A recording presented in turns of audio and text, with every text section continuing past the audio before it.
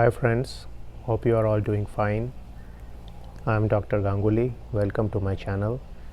So today we are going to talk about the corporate PhD supervisor. And I have made a previous video where I divided the supervisor category into two parts, the monk supervisor and the corporate supervisor. And essentially the corporate supervisor is a person who is very focused in his way of doing the PhD. So it's very likely that if you join such a corporate supervisor, he has had a proposal which has been funded by somebody, and in the proposal your entire problem was defined. The methods, the literature survey, the references, the equipment, all has been listed out, and now your task is essentially to go there, join the university and complete this project as part of this funded research. So one of the good points about this corporate supervisor is that a large part of your problem has been solved by this person, and so essentially you have to implement this task. But one of the negative aspects is that you don't get the time or the direction to actually discover your problem, and this can become a problem sometime later on in your life. But again, now that you have this corporate supervisor, let us look at 5 tactics or points you can use to handle such a supervisor, and at the end of this I will give you a bonus point which you need to keep in mind.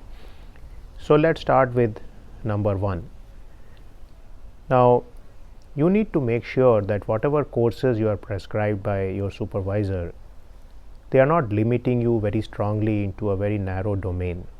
So essentially this type of supervisor is very focused onto a certain research problem, and therefore he or she is going to create a list of coursework for you which is very focused onto the proposal problem.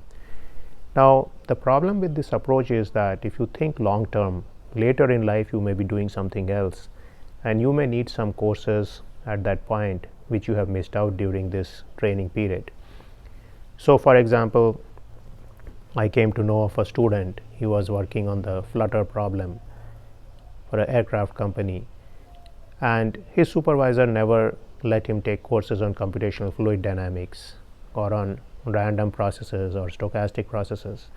So later when this guy was asked to do certain problems involving non-deterministic CFD and flutter, he was at a loss. He essentially had to self-study all this stuff. So again, make sure that whenever you are doing your PhD, you look around your problem, you look around at all the interesting subproblems which are out there, and make sure that you get all the tools required so that you can extend your PhD to some different problem.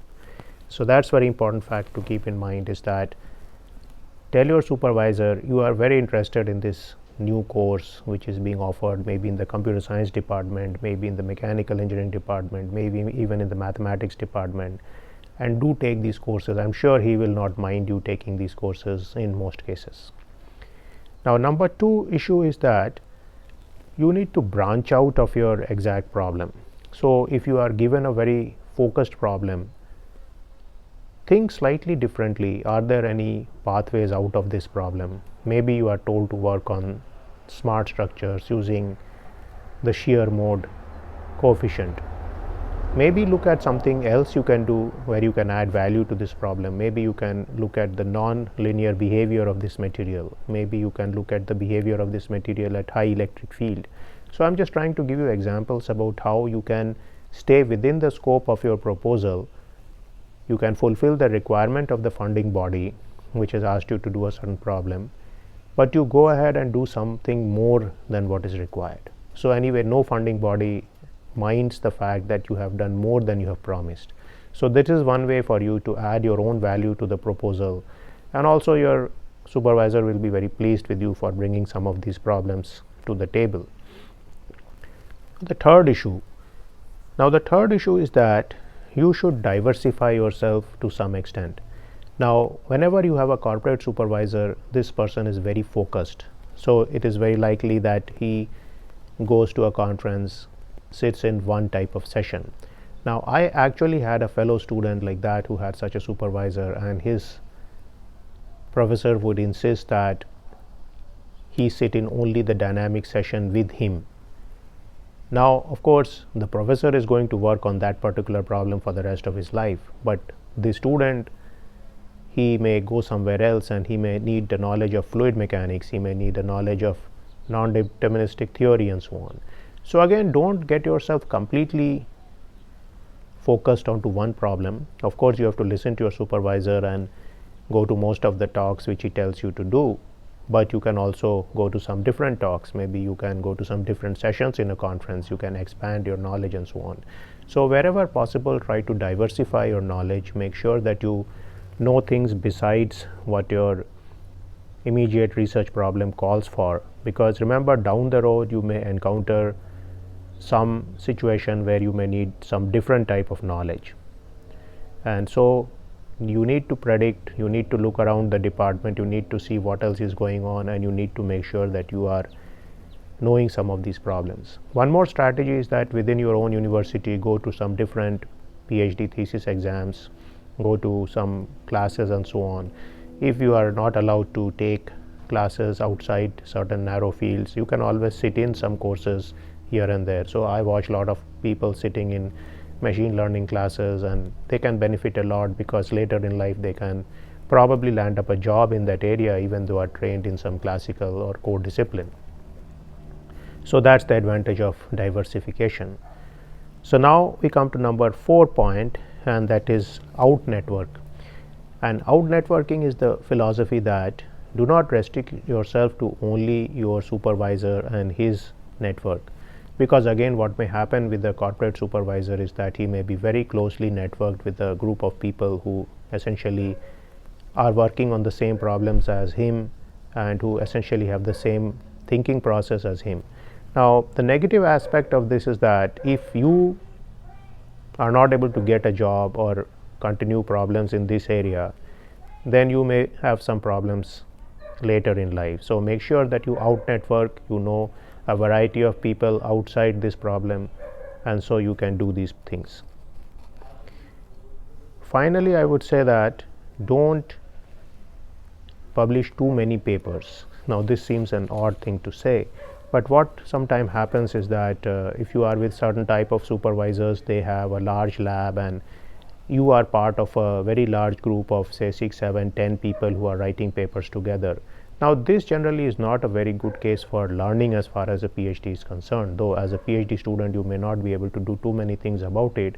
But do try to keep in mind that the best type of research for a PhD student is where you work with your supervisor, maybe one more person, maximum 2 more people, and then you write papers with them. So don't get carried away by this enthusiasm of being a sidekick in a large number of projects, maybe writing 15 papers and being the 6th writer or the 7th person in the list of people who are writing the papers for all these people. So that again something which does not look good to most people when they see a CV. So again, be careful that you do not become somebody who has published a very large number of papers in which his or her contribution has been quite marginal. Now finally, I would say the bonus point here is that one of the good things about a corporate supervisor is that this person has got a basic problem set out for you. He has done a lot of work, and it's very likely that you are going to finish your PhD in a few years here. This person would have made some estimate about the conferences where you are going to go, the journals where you are going to publish, and so on. So all these things are pretty well laid out for you, and so these are not a problem. Now one of the issues is that your own particular values, predilections and desires in life, they should be very clear to you, because you need to keep in mind as to what you are going to do down the road. So of course you can use the PhD degree and then go on and do something else, but this should be very clear to you, because your professor may actually have figured out a job for you in some research lab as a junior scientist or something, and this may not be something which you want to do. At that point you are going to have a big breakdown with your supervisor. So that's something to think about.